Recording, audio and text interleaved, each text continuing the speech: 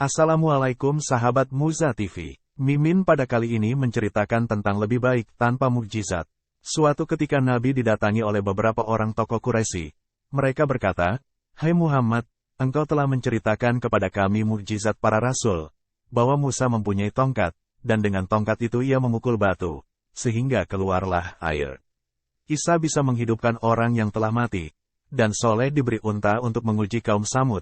Maka datangkanlah mukjizatmu agar kami percaya kepadamu." Dalam riwayat lainnya, para tokoh Quraisy tersebut didatangi oleh beberapa orang Yahudi dan memprovokasi mereka untuk menanyakan mukjizat Nabi, sembari mereka menceritakan beberapa mukjizat para rasul yang mereka ketahui dari kitab Taurat. Mendengar permintaan tersebut, Nabi bersabda, "Apa yang kalian inginkan?" Para tokoh Quraisy itu berkata, "Cobalah gunung Safa itu dijadikan emas." Nabi memang sangat menginginkan kaum Quraisy, yang sebenarnya masih kerabat beliau itu memeluk Islam. Karena itu beliau bersabda, "Jika aku telah melaksanakan permintaan kalian itu, apakah kalian akan percaya kepadaku, dan memeluk Islam?"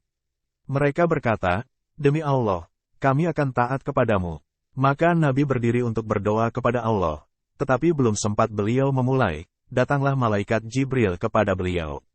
Setelah mengucap salam, ia berkata, "Jika engkau menghendakinya dan berdoa kepada Allah, pastilah gunung Safa itu menjadi emas.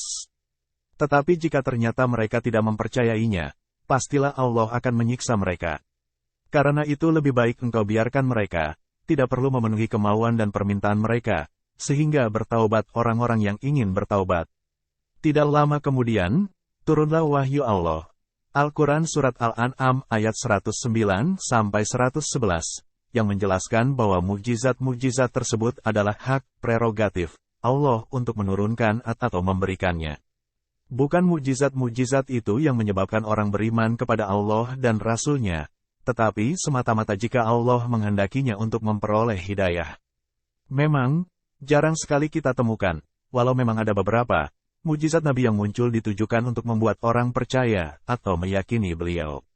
Kebanyakan mukjizat beliau itu datang ketika dalam keadaan mendesak dan membutuhkan, misalnya, kambing yang tidak bisa mengeluarkan air susu, baik karena masih belum pernah beranak, atau sudah tua atau keadaan lainnya, tiba-tiba mengeluarkan air susu ketika diperah oleh Rasulullah, atau sahabat beliau, lihat kisahnya dalam buku, Percik Kisah Sahabat Nabi Muhammad, pada kisah sahabat Abdullah bin Mas'ud, Mikdad bin Amr al-Aswad, Ummu Mabad saat Nabi hijrah dan lain-lain. Makanan atau kurma yang sedikit bisa untuk orang banyak yang menggali parit saat perang Handak, atau membayar hutang yang banyak.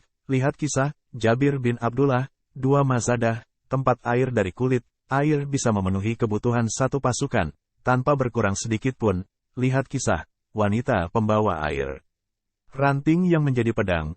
Lihat kisah Ukasyah bin Mihsan, dan beberapa mukjizat beliau lainnya.